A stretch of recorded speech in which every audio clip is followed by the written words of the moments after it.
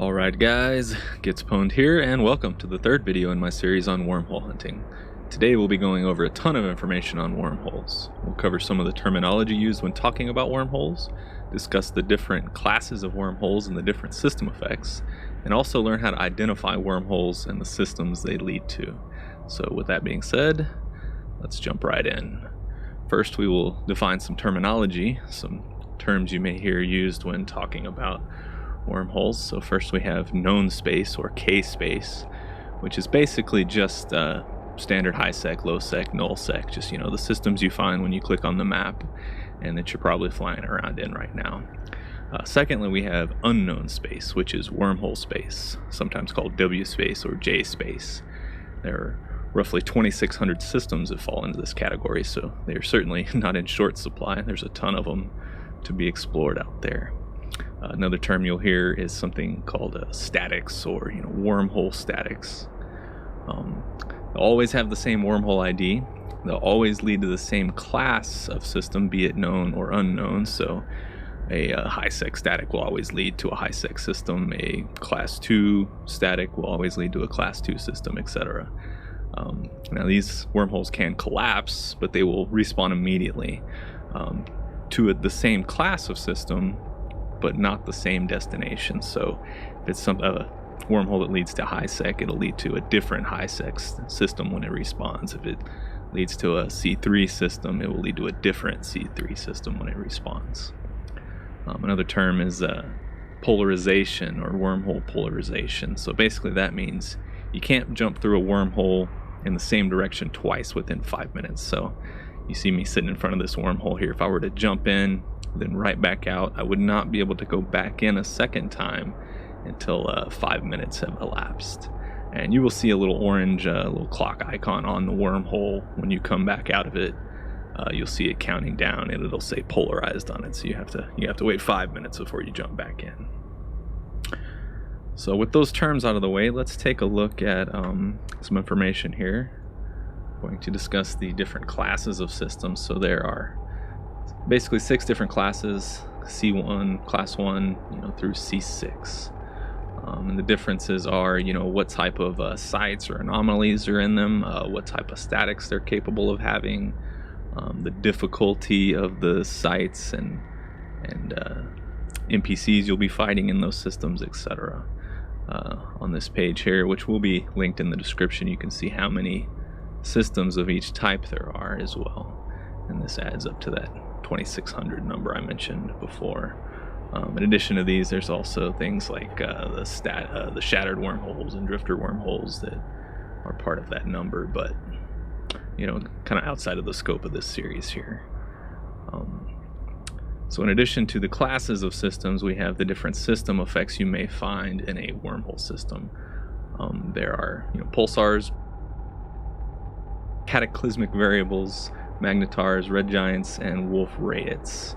And you can see here they do different things to your shield, your armor, your missile velocity, shield transfer, damage, etc., depending on what the effect is, and also depending on the different class of wormhole that you're in.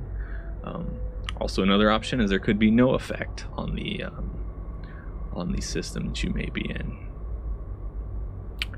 So that covers that. So let's look at some examples of some wormholes. Whenever you pull up to a wormhole, there's going to be a little icon. You can right click that, show info, and you're going to get a little box with some information. It may seem kind of cryptic in here, but this actually tells us a lot of different stuff here. So if we scroll up here, from that text we can kind of figure out where it's leading. So it will say here, like this one says, this wormhole seems to lead into high security space. Well, that's pretty specific. We know what that means. This one says it leads to unknown parts of space, which that's more specific than it appears on the surface. When it says unknown, that's going to lead to a C1, C2, or C3. If it says dangerous unknown space, it means it will lead to a C4 or C5. If it says deadly unknown, it will lead to C6. Otherwise, it will say high, low, or null security. Also, they're just going to give us some information on the lifespan of the wormhole. It says here this wormhole is beginning to decay and probably won't last another day. So basically, that can have 3 different variables there. If it has not yet begun to decay, it has more than 24 hours left in its lifespan. It says beginning to decay, like that example down there, it's somewhere between 4 and 24 hours. It says reaching the end, less than 4 hours. So just by viewing this text, even though it says beginning to decay, we know that that means 4 to 24 hours. Is there another example here? They all 3 say beginning to decay. That's fine. And additionally, you will see something regarding the mass. So it says this wormhole has not had its mass stability reduced by ships passing through it. So that also tells us some information. If it says not yet, that means it still has over 50% of its mass capability remaining. If it says not to a critical degree, it's somewhere between 50 and 20%, or 50 and 10% remaining. If it says stability critically disrupted, it's less than 10%. So these two kind of operate independently. It will automatically close when the appropriate amount of time has passed, and it can be closed before that if enough mass has gone through, which means the mass of the ships that go through. So if it's just got a bunch of frigates going through, it's not going to be affecting its stability. But if there's battleships and battle cruisers and larger ships going through, or somebody intentionally trying to roll the hull, it's going to decrease much quicker than just the standard elapsed time on there. Okay, next let's take a look at the different wormhole IDs. So there can be also, when you right click the system and show info, or right click the icon rather and show info, you will see a wormhole ID listed. So this one says B274.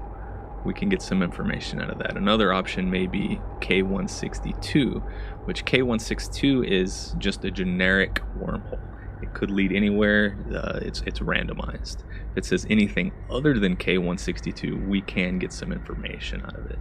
So this link will be below in the description. But basically, if you have a wormhole ID you're looking at, you can come to this list here, find that it say it's the D382, you will know that it leads to a class 2 system. If you see one that says E545, it will lead to a 0.0 system, etc. So just with this, just having that wormhole ID there will give you a little bit of information if you check this link here. Additionally, once you enter a system, you can go to this website here and enter the J system number. You can see I have a few entered here. I'll just click one of these, hit go, and you can click the link here, and it will give you some information. It will tell you what the statics are available in that system. So let's take a look at one of these. We know that is leading to a class 4. And this one we know is leading to high sec. So just by knowing the J system ID and the wormhole IDs, we can get a lot of information by using these third-party sources here. Another way we can identify wormholes, which is quite a bit more difficult, is just through visually looking at them. We can tell, just by the color and some other factors, what type of class of system we're looking at. So I'll leave this link in the description below. It's a little harder to, it looks pretty clear in these images, but once you're actually out there, it's kind of hard to tell, especially if you're in high security. There's different colors of space. Like you see here, it's kind of green because I'm in a Galente system, so it kind of masks the color of the wormhole a little bit, and it's a little harder to decipher what it is. Just from that image, it looks like a C3. Also, you can look at the aura of the wormhole there and get some information here about the size of ships that are allowed through it and the potential mass availability, etc. Alright, so I guess that about does it for this video. I hope you found this information useful and are now much more knowledgeable in the world of wormholes. If you would like to dive deeper into this information, you can find all applicable links down below in the description. In the next video, we'll be putting everything we've learned so far together and actually jumping into some wormholes and looking around. Hope to see you guys there. Until then, fly safe.